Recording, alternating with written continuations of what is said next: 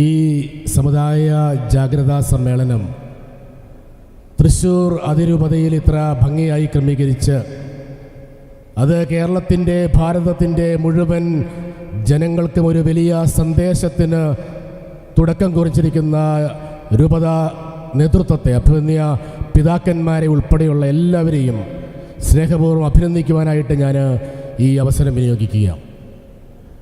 പ്രിയപ്പെട്ടവരെ, എന്തിനാണ് ഈ ജാഗ്രതാ സമ്മേളനം എന്ന് ഇവിടെ വളരെ വിശദമായിട്ട് സൂചിപ്പിച്ചു കഴിഞ്ഞിരിക്കുക. ഭാരതം എൻ്റെ രാജ്യമാണ്, എല്ലാ ഇന്ത്യക്കാരും എൻ്റെ സഹോദരീ സഹോദരന്മാരാണെന്ന് 100 വട്ടമല്ല 1000 വട്ടം ഉരുവിട്ട ഒരു ജനതയ്ക്കിന്ന് ഭാരതത്തിൻ്റെ ഐക്യത്തിനും അഖണ്ഡതയ്ക്കും നേരെ വരുന്ന വലിയ വെല്ലുവിളികളിലുള്ള വലിയ ഒരു മനോവേദനയുടെ പ്രതിഫലനമാണ് നമ്മളുടെ ഈ സമുദായ ജാഗ്രതാ സമ്മേളനം എന്ന് പറഞ്ഞാൽ അതിൽ ഒട്ടും അതിശയോക്തിയില്ല. രാജ്യത്തിൻ്റെ വിവിധ മേഖലകളിൽ ഇന്ന് ഒരു സമൂഹം എന്നുള്ള നിലയിൽ നമ്മളുടെ സമുദായം നേരിടുന്ന നിരവധിയായിട്ടുള്ള വേദനകളെക്കുറിച്ച് ഇവിടെ വിശദമായിട്ട് സംസാരിക്കപ്പെട്ട് കഴിഞ്ഞു. 2023 കണക്ക് മാത്രം എടുക്കുകയാണ് എങ്കിൽ നമ്മളുടെ രാജ്യത്ത് ഓരോ ദിവസവും 2 ക്രൈസ്തവരെങ്കിലും ആക്രമിക്കപ്പെടുന്നുവെന്നുള്ള വലിയ ഒരു ദുഃഖ സത്യം നമ്മളുടെ മുമ്പിൽ നിലനിൽക്കുകയാണ്. കഴിഞ്ഞ ഒരു വർഷം മാത്രം ഏകദേശം 700-ലധികം ആളുകൾ, 700-ലധികം ക്രൈസ്തവ സഹോദരങ്ങൾ ഭാരതത്തിൻ്റെ അങ്ങ് വടക്കേ മലബാറിൽ, വടക്കേ ഇന്ത്യൻ പ്രദേശം ഉൾപ്പെടെ കേരളത്തിൻ്റെ ഇങ്ങേയറ്റം തെക്കേ ഇന്ത്യൻ സംസ്ഥാനങ്ങൾ വരെയുള്ള പ്രദേശങ്ങളിൽ ആക്രമിക്കപ്പെട്ടു, പലരും കൊല്ലപ്പെടുകയും ഉണ്ടായി എന്നുള്ള യാഥാർത്ഥ്യത്തിൽ നിന്നുകൊണ്ടാണ് നമ്മൾ ഈ ജാഗ്രതാ സമ്മേളനത്തിൽ എത്തിച്ചേർന്നിരിക്കുന്നത്. പ്രിയപ്പെട്ടവരെ, അത് വിവിധങ്ങളായിട്ടുള്ള തീവ്ര സംഘടനകളുടെ ആക്രമണങ്ങളായിരിക്കാം, ഒരുപക്ഷെ കാലേക്കൂട്ടി മുൻകൂട്ടി തയ്യാറാക്കിയിരിക്കുന്ന ചില അജണ്ടകളുടെ ഫലമായിട്ടുണ്ടായിരിക്കുന്ന ചില ആക്രമണങ്ങളായിരിക്കാം. മണിപ്പൂരിലെ കലാപത്തെക്കുറിച്ച് ഇവിടെ സൂചിപ്പിക്കപ്പെട്ടുകയുണ്ടായി. നമുക്കറിയാം, മണിപ്പൂരിൽ കഴിഞ്ഞ ഒരു വർഷമായിട്ട് നിലനിൽക്കുന്ന കലാപത്തിൻ്റെ പരിണിത ഫലം എന്താണ് നമ്മളെല്ലാവരും കണ്ടുകൊണ്ടിരിക്കുന്നതാ. അവിടെ ആരാണ്? ഇവിടെ വംശീയ ഗോത്രവർഗങ്ങൾ തമ്മിലുള്ള യുദ്ധത്തിൻ്റെ ഒരു തുടർച്ചയാണ്, വഴക്കിന് തുടർച്ചയാണെന്നൊക്കെ മാധ്യമങ്ങളും ചില രാഷ്ട്രീയ പാർട്ടികളും വ്യാഖ്യാനിക്കുമ്പോഴും എന്തുകൊണ്ട് അവിടെ തിരഞ്ഞു പിടിച്ച് ക്രൈസ്തവ ദേവാലയങ്ങളും നമ്മളുടെ കുരിശുകളും നമ്മളുടെ വൈദികരും നമ്മളുടെ സമർപ്പിതരും ആക്രമിക്കപ്പെട്ടെന്ന് ചോദിച്ചാൽ ആ ചോദ്യം ചോദിക്കുവാനായിട്ടാണ് പ്രിയപ്പെട്ടവരെ നമ്മളുടെ ഈ ജാഗ്രതാ സമ്മേളനം എന്ന് പറയുന്നത്.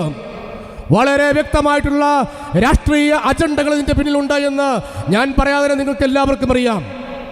ഇന്ന് ഇവിടെ ബഹുമാനപ്പെട്ട ടോണി പിതാവ് സൂചിപ്പിച്ചതുപോലെ തന്നെ ഭാരതത്തിലെ ഏറ്റവും വലിയ കോർപ്പറേറ്റ് അത് സീറോ മലബാർ സഭയാണെന്ന് ആക്ഷേപിച്ചുകൊണ്ട് ഒരു കൂട്ടം ആളുകൾ നമ്മളെ നശിപ്പിക്കുവാൻ വേണ്ടിയിട്ട് താഴ്ന്നു വന്നിരിക്കുമ്പോൾ അവർക്ക് മുമ്പിൽ ഞങ്ങൾ അനുവദിക്കില്ല എന്ന് പ്രഖ്യാപിക്കുവാനുള്ള തുടക്കമാണ് ഇന്ന് ഈ തൃശ്ശൂരിൻ്റെ മണ്ണിൽ നടക്കപ്പെടുന്നതെന്ന് സ്നേഹപൂർവ്വം ഓർമ്മിപ്പിക്കട്ടെ. പ്രിയപ്പെട്ടവരെ, നമുക്കറിയാം എന്തുകൊണ്ടാണ് വടക്കേ ഇന്ത്യൻ സംസ്ഥാനങ്ങളിലും ഒരുപക്ഷെ മണിപ്പൂർ ഉൾപ്പെടെയുള്ള പ്രദേശങ്ങളിലുമൊക്കെ ഇത്രയധികം അരാജകത്വം അഴിഞ്ഞാടിയതെന്ന് ചോദിച്ചാൽ അതിൻ്റെ പിന്നിലെ രാഷ്ട്രീയമായിട്ടുള്ള പിൻബലത്തെ നമ്മൾ കാണാതെ പോകരുത് എന്നാണ് ഈ അവസരത്തിലേക്ക് സൂചിപ്പിക്കുവാനായിട്ടുള്ളത്. പ്രിയപ്പെട്ടവരെ, നമുക്കറിയാം എത്രയോ നാളുകളിൽ ഇങ്ങ് കേരളത്തിൽ കുമരകത്തിൻ്റെ മണ്ണിൽ ഒരു നാരായണൻ ചേട്ടൻ പോള വാരുമ്പോൾ ആ പോള വാരിയ കാര്യം പോലും മൻ കി ബാത്തിലൂടെ രാജ്യത്തെ ജനങ്ങളെ ഉത്ബോധിപ്പിച്ച നമ്മളുടെ പ്രധാനമന്ത്രിക്ക് എന്തുകൊണ്ട് മണിപ്പൂരിൽ നടന്ന നരഹത്യ ഒന്ന് അപലപിക്കുവാൻ പോലും തയ്യാറായില്ല എന്ന് ചോദിച്ചാൽ ഈ രാജ്യത്തെ ക്രൈസ്തവ സമൂഹം എത്രത്തോളം അരക്ഷിതാവസ്ഥയിലാണ് ഇവിടെ ജീവിക്കുന്നത് എന്ന് നമ്മൾ ചൂണ്ടിക്കാണിക്കേണ്ടിയിരിക്കുന്നു. പ്രിയപ്പെട്ടവരെ, അതുകൊണ്ട് തന്നെ നാളുകളിൽ ഇവിടെ തെരഞ്ഞെടുപ്പിന്റെ കാര്യമൊക്കെ പറയുകയുണ്ടായി.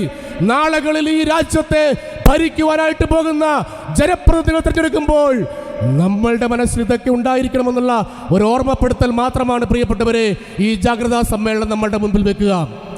ഭാരതത്തിൻ്റെ വിവിധ പ്രദേശങ്ങളിൽ വിവിധങ്ങളായിട്ടുള്ള പ്രശ്നങ്ങളുണ്ട്. ഇവിടെ ഗ്രഹാസേനിൻ്റെ ആക്രമണത്തെക്കുറിച്ചും സിസ്റ്റർ റാണി മരിയാട് കാര്യത്തെക്കുറിച്ചും ഫാദർ സ്റ്റാൻ സ്വാമി കാലങ്ങളോളം ജയിലിൽ നിരായുധനായി നിരാലംബനായി രോഗബാധിതനായി കിടന്നിട്ടും അദ്ദേഹത്തോട് കരുണ കാണിക്കാൻ തയ്യാറാകാത്ത ഭരണാധികാരി വർഗത്തെ നമ്മൾ പലപ്പോഴും യാചിച്ചിട്ടും അദ്ദേഹത്തെ ജയിലിൽ കൊലക്കി കൊടുത്ത ഒരു രാഷ്ട്രീയ മേധാവിത്വത്തിൻ്റെ മുൻപിലാണ് നമ്മൾ നിൽക്കുന്നു നോക്കുമ്പോൾ നമ്മളുടെ രാജ്യത്തിന്റെ ഐക്യത്തിനും അഖണ്ഡതയ്ക്കും ഇതെത്രത്തോളം മുറിവേറ്റിരിക്കുന്നു. ഭാരതം എൻ്റെ രാജ്യമാണ്, എല്ലാ ഇന്ത്യക്കാരും എൻ്റെ സഹോദരങ്ങളെന്ന് പറയുന്ന നമ്മളുടെ ആത്മാഭിമാനത്തെ അതെത്രത്തോളം ചോദ്യം ചെയ്യപ്പെട്ടിട്ടുണ്ടോ എന്ന് നമ്മൾ ഓരോരുത്തരും ചിന്തിക്കുന്നത് നല്ലതായിരിക്കുമെന്ന് ഞാൻ ഓർമ്മിപ്പിക്കാൻ ആഗ്രഹിക്കുകയാണ്. ഇങ്ങ് കേരളത്തിൽ നമുക്കറിയാം, നിരവധിയായിട്ടുള്ള കാര്യങ്ങൾ സൂചിപ്പിക്കപ്പെട്ട് കഴിഞ്ഞു. ന്യൂനപക്ഷ അവകാശങ്ങളുടെ കാര്യം ഇവിടെ വളരെ വ്യക്തമായിട്ട് പറഞ്ഞു. 80:20 കാര്യം നമ്മൾ എപ്പോഴും പറയുന്നതാണ്. എന്തുകൊണ്ടാണ് നമ്മൾ 80:20 അനുപാതത്തിൻ്റെ അവകാശത്തെക്കുറിച്ച് പലപ്പോഴും പറയുന്നത്? കോടതി നമുക്ക് അനുകൂലമായിട്ടും ആരാണ് നമുക്കെതിരെ നിൽക്കുന്നത്? അത് ഈ കേരളത്തിലെ ഇടതും വലതും ചേർന്ന രാഷ്ട്രീയ പാർട്ടികളാണ് എന്നുള്ള യാഥാർത്ഥ്യം നമ്മൾ തിരിച്ചറിയാതെ പോകരുത്.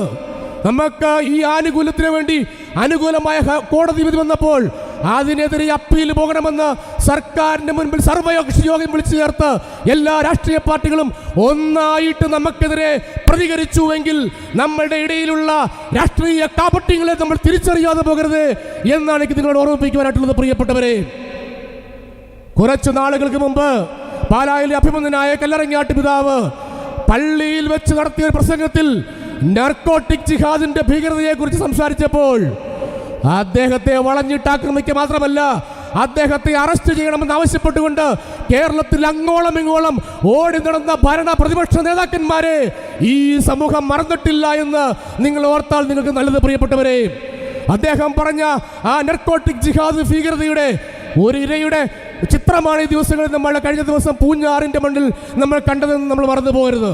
പൂഞ്ഞാറിന്റെ കാര്യം ഇവിടെ സൂചിപ്പിക്കപ്പെട്ട് കഴിഞ്ഞു. ഞാൻ പാലായിൽ നിന്ന് വരുന്നു. ഈ പൂഞ്ഞാർ സംഭവം ഉണ്ടായ സമയം മുതൽ ഇന്നലെ രാത്രി 12 മണി വരെ ഈ പൂഞ്ഞാർ പള്ളിയിലും പാലായിലും പോലീസ് സ്റ്റേഷനിലുമായിട്ട് പലവിധ ആവശ്യങ്ങൾക്കായി ഞങ്ങൾ ഉണ്ടായിരുന്നു. അവിടെ ഇപ്പോൾ പറയുന്നൊരു ഭാഷ്യം, 5-6 കൊച്ചു പിള്ളേർ പള്ളിമുറ്റത്ത് കയറി ബൈക്കൊന്നും ഓടിച്ചെന്നും പറഞ്ഞുകൊണ്ട് ഇത്ര പ്രശ്നം എന്താണെന്ന് ചോദിക്കുന്ന ഒരു സമൂഹവും ആ സമൂഹത്തിന് പിന്തുണ കൊടുക്കുന്ന രാഷ്ട്രീയവും ഇവിടെ ഉണ്ടെങ്കിൽ അതിനെ നമുക്ക് അംഗീകരിക്കാൻ സാധിക്കില്ല എന്നുള്ളതാണ് കേരളത്തിൽ അങ്ങോളം ഇങ്ങോളമുള്ള ക്രൈസ്തവർക്ക് സൂചിപ്പിക്കുവാനായിട്ടുള്ളത്. പ്രിയപ്പെട്ടവരെ, 7-8-17 വയസ്സുകാരുണ്ടെങ്കിൽ അതിലധികം അതിൻ്റെ ഇരട്ടിയോളം മുതിർന്ന ആളുകൾ ചേർന്നാണ് നമ്മളുടെ ഒരു വൈദികരെ ആരാധന നടക്കുന്ന സമയത്ത് പള്ളിയുടെ മുൻപിൽ, പള്ളിയുടെ മോണ്ടളത്തിന് മുമ്പിലിട്ട് നിഷ്ഠൂരമായിട്ട് ചവിട്ടി വീഴിപ്പിച്ച് വാഹനം ഇടിപ്പിച്ച് കൊലപ്പെടുത്താൻ ശ്രമിച്ചത് എങ്കിൽ നാളുകളിൽ അവർ നമ്മളുടെ പള്ളികൾക്കുള്ളിലേക്ക് കടന്നു വരില്ല എന്ന് നമുക്ക് പറയാൻ സാധിക്കുമോ? നാളുകളിൽ അവർ നമ്മുടെ കുടുംബങ്ങളിലേക്ക് കടന്നു വരില്ല എന്ന് പറയുവാൻ നമുക്ക് സാധിക്കുമോ? പ്രിയപ്പെട്ടവരെ, ഇവിടെ ഐക്യത്തിൻ്റെ, ശക്തിയുടെ, ഒരുമയുടെ സന്ദേശം നൽകുവാനായിട്ട് കേരളത്തിലെ മുഴുവൻ ക്രൈസ്തവർക്ക് സാധിച്ചെങ്കിൽ മാത്രമേ നാളുകളിൽ ഈ സമൂഹത്തിൽ നമുക്ക് ജീവിക്കുവാനായിട്ട് സാധിക്കുകയുള്ളൂ എന്നുള്ള യാഥാർത്ഥ്യം നമ്മൾ തിരിച്ചറിയണം. ലവ് ജിഹാദെന്നോ പ്രണയക്കുരുതികളെന്നോ അല്ലെ പ്രണയ ചതികളെന്നൊക്കെ പറഞ്ഞ് പല ഓമനപ്പേട്ടുകൊണ്ട് നമ്മളുടെ കുട്ടികളെ മനഃപൂർവ്വം ചതിക്കുന്ന ഒരു വലിയ ഗൂഢസംഘം ഇവർ പ്രവർത്തിക്കുന്നുണ്ടെങ്കിൽ അവർ കൊത്താശ ചെയ്തു കൊടുക്കുന്ന സമുദായങ്ങൾ രാഷ്ട്രീയമെങ്കിൽ രാഷ്ട്രീയം, ആ കള്ളക്കാവട്ടി നാണയങ്ങളെ നമ്മൾ തിരിച്ചറിയാതെ പോകരുത്. കാരണം നമ്മുടെ കുടുംബങ്ങളിലേക്ക് കണ്ടുവച്ചിരിക്കുന്ന ക്ഷുദ്രശക്തികളെ തുരത്തിയോടിക്കുവാനായിട്ട് ഈ നാട്ടിലെ മുഴുവൻ ക്രൈസ്തവ സമൂഹത്തിൻ്റെയും ഒറ്റക്കെട്ടായിട്ടുള്ള ഐക്യത്തോടുള്ള പ്രതികരണമാണ് ആവശ്യമെന്നുള്ള ഒരു സന്ദേശമാണ് ഈ ജാഗ്രതാ സമ്മേളനത്തിൽ നമ്മൾ നടത്തേണ്ടത്. പ്രിയപ്പെട്ടവരെ, ഞാൻ വളരെ ദീർഘമായിട്ട് സംസാരിക്കുവാൻ ആഗ്രഹിക്കുന്നില്ല. ഇന്ന് കേരളത്തിലെ നമ്മളുടെ ക്രൈസ്തവരായിട്ടുള്ള കത്തോലിക്കരായിട്ടുള്ള ആളുകളുടെ അവസ്ഥ എന്താണ്? രാഷ്ട്രീയ മേഖലയിൽ നമ്മൾ ഏതാണ്ട് തുടച്ചു നീക്കപ്പെട്ടുകൊണ്ടിരിക്കുകയാണ്. കുറച്ച് രാഷ്ട്രീയ നേതാക്കന്മാർ അവിടെയും ഇവിടെയുമൊക്കെ ഉണ്ട്. ക്രൈസ്തവ സമൂഹത്തിന് ആവശ്യം വന്നാൽ അവരുടെ ആരുടെയും നാവ് പൊങ്ങില്ല, അവരുടെ ആരുടെയും കൈകൾ പൊങ്ങില്ല. കാരണം അവർ മറ്റു പല ബന്ധനങ്ങളിലും വിട്ടു നിൽക്കുകയാണ്. ഉദ്യോഗസ്ഥ തലങ്ങളിലോ IAS ഉൾപ്പെടെയുള്ള മേഖലകളിലേക്ക് നമ്മളുടെ കുട്ടികൾ കടന്നു വരാൻ തയ്യാറാകുന്നില്ല. സംവരണവും അതിൻ്റെ മേൽ സംവരണവുമായിട്ട് നമ്മളുടെ അവസരങ്ങൾ നിഷേധിക്കപ്പെടുമ്പോൾ എങ്ങനെയെങ്കിലും ഈ നാട്ടിൽ നിന്ന് പലായനം ചെയ്യുമെന്ന് ആഗ്രഹിച്ചുകൊണ്ട് നമ്മളുടെ യുവതലമുറ ഈ നാട്ടിൽ നിന്ന് ഓടിപ്പോകുന്ന ദുരന്ത സമാനമായ ഒരു സാഹചര്യം ഈ സംസ്ഥാനത്തുണ്ടായിട്ട് അതിനെതിരെ പ്രതികരിക്കുവാനായിട്ടോ ഈ സംസ്ഥാനത്തെ യുവജനശേഷിയെ ഇവിടെ പിടിച്ചു നിർത്തുവാനായിട്ടോ ഈ നാട്ടിലെ ഭരണാധികാരികൾക്ക് തയ്യാറാകുന്നില്ലെങ്കിൽ ഈ സമൂഹം ഇവിടുന്ന് പൊക്കോട്ടെ എന്നുള്ള വളരെ നിഗൂഢമായിട്ടുള്ള ചിന്തയല്ലേ അതിൻ്റെ പിന്നിൽ നമ്മൾ ചിന്തിക്കേണ്ടിയിരിക്കുന്നു. കാർഷിക മേഖലയിലെ കാര്യം പറഞ്ഞു. ബിസിനസ് മേഖലയിൽ നമ്മൾ പൂർണ്ണമായിട്ടും തള്ളപ്പെട്ടു കഴിഞ്ഞു. കാർഷിക മേഖല എടുത്താൽ കാർഷിക മേഖലയിലെ കാർഷിക ഉൽപ്പന്നങ്ങൾക്ക് ഒന്നിനും വിലയില്ല. റബ്ബറോ നാളികേരമോ നെല്ലോ എന്തുമായിക്കൊള്ളട്ടെ, വിലയില്ലാതെ കർഷകർ കൃഷി നിർത്തുകയാണ്. വനയോര മേഖലകൾ ജീവിക്കുന്ന ആളുകൾ നമുക്കറിയാം കാട്ടാനയുടെയും കാട്ടുപന്നിയുടെയും കാട്ടുപോത്തിന്റെയും ഒക്കെ ആക്രമണത്തിൽപ്പെട്ടുകൊണ്ട് ഓരോ ദിവസവും ഭീതിയോടുകൂടി ജീവിക്കുന്ന ഒരു മലയോര ജനത. എവിടെയാ മലയോര ജനത? ഈ തൃശ്ശൂരിന്റെയും പാലായുടെയും കോട്ടയത്തിന്റെയും ഒക്കെ മണ്ണിൽ നിന്ന് കുറെ കാലഘട്ടങ്ങൾക്ക് മുമ്പ് നമ്മളുടെ രാജ്യത്തും നമ്മുടെ സംസ്ഥാനത്തും ഭക്ഷ്യക്ഷാമമുണ്ടായപ്പോൾ ഈ രാജ്യത്തെ രക്ഷിക്കുവാൻ വേണ്ടിയിട്ട് മലയോര മേഖലയിൽ കുടിയേറി പാർത്ത നമ്മുടെ തന്നെ രക്തത്തിന്റെ ഭാഗമായ നമ്മളുടെ ബന്ധുമിത്രാദികൾ അടങ്ങുന്ന മലയോര ജനത ഇന്ന് അവിടുന്ന് ബോധപൂർവമായിട്ടുള്ള ഒരു കുടിയൊഴിപ്പിക്കലിന്റെ ഭീഷണിയിലാണ് എങ്കിൽ പ്രിയപ്പെട്ടവരെ, അവർക്ക് വലിയ പിന്തുണ കൊടുക്കുവാനുള്ള ബാധ്യത ഈ സമുദായത്തിനുണ്ട്. എന്റെ പ്രശ്നമല്ല എന്ന് പറഞ്ഞുകൊണ്ട് മാറി നിൽക്കുവാൻ നമുക്ക് സാധിക്കില്ല. പ്രിയപ്പെട്ടവരെ, എന്റെ പ്രശ്നമാണ്, എന്റെ സഹോദരന്റെ പ്രശ്നമാണ്. തീർച്ചയായിട്ടും നമ്മൾ ഇടപെടേണ്ടിയിരിക്കുന്നു. പ്രിയപ്പെട്ടവരെ, കാർഷിക മേഖലയിലെ പ്രശ്നങ്ങൾ ഒരുപക്ഷെ നമ്മളെക്കാൾ കൂടുതൽ ബാധിക്കുന്ന മറ്റു പ്രദേശങ്ങളിലായിരിക്കാം. വിദ്യാഭ്യാസ സ്ഥാപനങ്ങൾ ഇവിടെ പറഞ്ഞു കഴിഞ്ഞു. നമ്മൾ പടുത്തുയർത്തിയ ഏതെങ്കിലും വിദ്യാഭ്യാസ സ്ഥാപനം നമ്മളുടെ ആളുകൾക്ക് വേണ്ടി മാത്രമുള്ളതായിരുന്നോ? നമ്മളുടെ വിദ്യാഭ്യാസ സ്ഥാപനങ്ങളിൽ ജാതി നോക്കാതെ, മതം നോക്കാതെ, രാഷ്ട്രീയം നോക്കാതെ എല്ലാവരെയും സമഭാവനയോടെ കരുതിക്കൊണ്ട് പിടിച്ചിരുത്തിക്കൊണ്ട് അവർക്ക് വിദ്യ പകർന്നു നൽകി, അവർക്ക് ഭക്ഷണം നൽകിക്കൊണ്ട് ഈ സമൂഹത്തിന്റെ മുഖ്യധാരയിലേക്ക് കൈപിടിച്ച് നടത്തിയ നവോത്ഥാനത്തിന്റെ ചരിത്രമുള്ള കത്തോലിക്ക സഭയെ നവോത്ഥാനത്തിന്റെ പട്ടികയിൽ നിന്ന്, നവോത്ഥാനത്തിന്റെ ചരിത്രകാരന്മാരിൽ നിന്ന് നമ്മളെ ബോധപൂർവം നീക്കം ചെയ്യുവാൻ ശ്രമിക്കുന്നുവെങ്കിൽ, ചരിത്രത്തെ തമസ്കരിക്കാൻ ശ്രമിക്കുന്നുവെങ്കിൽ അതനുവദിക്കില്ല എന്നുള്ള ഒരു പ്രഖ്യാപനമായിരിക്കണം പ്രിയപ്പെട്ടവരെ ഈ ജാഗ്രതാ സമ്മേളനത്തിൽ നമ്മൾ നടത്തേണ്ടത് എന്ന് ഞാൻ ഓർമ്മിപ്പിക്കാൻ ആഗ്രഹിക്കുകയാണ്. ഞാൻ അവസാനിപ്പിക്കുകയാണ്. നമുക്കറിയാം, ഈ കേരളത്തിന്റെ അങ്ങോളം ഇങ്ങോളം പ്രദേശങ്ങളിൽ ഇത്തരത്തിലുള്ള വിധ്വംസക പ്രവർത്തനങ്ങൾ നടക്കുമ്പോൾ, നമുക്കെതിരെ കരുതിക്കൂട്ടി ചില ആളുകൾ പ്രവർത്തിക്കുമ്പോൾ അവർക്ക് പിന്തുണയും പ്രോത്സാഹനവും നൽകുന്ന രാഷ്ട്രീയ നേതാക്കന്മാരെ കണ്ടില്ല എന്നടിക്കാൻ നമുക്ക് സാധിക്കില്ല. സഭയ്ക്ക് രാഷ്ട്രീയമില്ല, യാതൊരു സംശയവുമില്ല. സഭയ്ക്ക് രാഷ്ട്രീയമില്ല. ഇടതെന്നോ വലതെന്നോ BJP എന്നോ വ്യത്യാസമില്ല. പക്ഷേ ഒന്നുണ്ട്, ജനങ്ങളുടെ ജീവിതത്തിന്റെ നീറുന്ന പ്രശ്നങ്ങളാണ് സഭയുടെ രാഷ്ട്രീയം. തൻ്റെ ജനതയ്ക്ക് വേദനിച്ചാൽ, തൻ്റെ ജനതയ്ക്ക് ജീവിക്കുവാനുള്ള മാർഗമില്ലാതെ വന്നാൽ സഭ രാഷ്ട്രീയമായി പ്രതികരിക്കും, സംശയമില്ല. അതിനാരും വിഷമിച്ചൊരു കാര്യമില്ല. അതുകൊണ്ട് തന്നെ നമ്മളുടെ ജീവിത പ്രശ്നങ്ങളെ രാഷ്ട്രീയ പ്രശ്നങ്ങളാക്കി മാറ്റിക്കാണുവാനായിട്ടുള്ള ഔചിത്യബോധം നമ്മൾ നാളുകളിൽ സ്വീകരിച്ചെങ്കിൽ മാത്രമേ ഈ സമൂഹത്തിൽ എനിക്കും നിങ്ങൾക്കും നാളുകളിൽ നമ്മുടെ പിന്തലമുറയ്ക്കും ഇവിടെ ജീവിക്കാൻ സാധിക്കൂ എന്നുള്ള യാഥാർത്ഥ്യം നമ്മൾ തിരിച്ചറിയേണ്ടിയിരിക്കുന്നു. അതിന് നമ്മൾ ഒറ്റക്കെട്ടായിട്ട് നിൽക്കേണ്ടിയിരിക്കുന്നു.